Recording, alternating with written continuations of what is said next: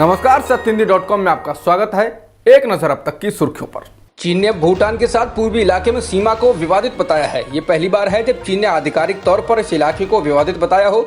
चीन के स्वीकारोक्ति भारत के लिए बेहद महत्वपूर्ण है। दरअसल भूटान की पूर्वी सीमा अरुणाचल प्रदेश से लगती हुई है और इसी इलाके में अब चीन सीमा विवाद का दावा कर रहा है। चीन ने कहा है कि उसका भूटान के साथ कभी सीमा विवाद सुलझा नहीं है। मीडिया रिपोर्ट्स के अनुसार भारत और चीन के बीच मई के महीने से जारी विवाद में बड़ी खबर सामने आई है। द हिंदू के अनुसार 15 जून को जिस जगह दोनों देशों की सेनाओं के बीच झड़प हुई थी, वहां से चीनी सेना लगभग 2 किलोमीटर तक पीछे हट गई है। राहुल गांधी ने मोदी सरकार की 3 बड़ी विफलताएं बताते हुए तंज कसे हैं कि ये भविष्य में हार्वर्ड बिजनेस स्कूल के शोध के विषय हो सकते हैं। उन्होंने प्रधानमंत्री मोदी पर तंज कसने के लिए कोरोना पर दिए गए उनके भाषण को भी आधार बनाया और इसके साथ ही कोरोना संक्रमण की बढ़ती रफ्तार को दिखाया है।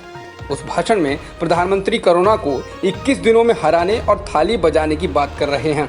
राहुल ने इसको लेकर ट्वीट किया। उन्होंने ट्वीट में लिखा, असफलताओं पर HBS यानी हार्वर्ड बिजनेस स्कूल का आने वाले शोध 1 कोरोना, नंबर 2 नोटबंदी और नंबर 3 स्थान पर GST कार्यान्वयन है।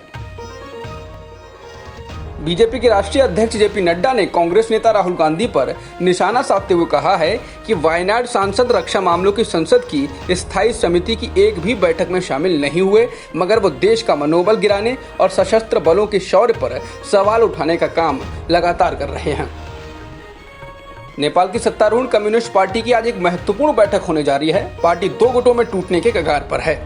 पार्टी का एक गुट, जिसके प्रमुख पुष्प कमल दाहाल प्रचंड हैं, वो PM ओली का इस्तीफा मांग रहे हैं। रविवार को भी ओली और प्रचंड ने बीच का रास्ता तलाशने के लिए एक बैठक की थी, जो असफल रही। माना जा रहा है कि दोनों नेता अपने रुख से हिलने को तैयार नहीं हैं। बता दें, ओली ने आरोप लगाया था कि भारत के साथ मिलकर कुछ नेता उनको सत्ता से हटाना चाहते हैं। इसके बाद पार्टी में उनका विरोध शुरू हो गया है। कोरोना वायरस के संक्रमण के कारण तेल पर निर्भर रहने वाली अर्थव्यवस्थाएं भी संकट में हैं, क्योंकि दुनिया भर में तेल की मांग कम हुई है। इसीलिए कुवैत अपने यहाँ से प्रवासी कामगारों की संख्या बड़ी तादाद में घटाने के लिए बिल पास करने जा रहा है, ताकि वहाँ के लोगों के लिए रोजगार के अवसर कम नहीं हों। इस बिल के अनुसार कुवैत में विदेशी समुदाय में सबसे ज्यादा लोग भारत के हैं। बिल अगर लागू होता है तो यहाँ भारतीय कुवैत की कुल आबादी के 15% से ज्यादा नहीं रह सकेंगे, जिससे कुवैत से कम 8 लाख भारतीयों को वापस आना होगा। खालिस्तान समर्थित ग्रुप सिख फॉर जस्टिस यानी SFJ से जुड़ी 40 वेबसाइटों को अलगाववादी गतिविधियों का समर्थन करने के लिए केंद्र सरकार ने प्रतिबंधित कर दिया है। SFJ प्रतिबंधित संगठन है। सरकार की ये कार्रवाई तब हुई है जब कुछ दिन पहले ही खालिस्तानी ग्रुप से जुड़े 9 लोगों को आतंकवादी घोषित किया गया था।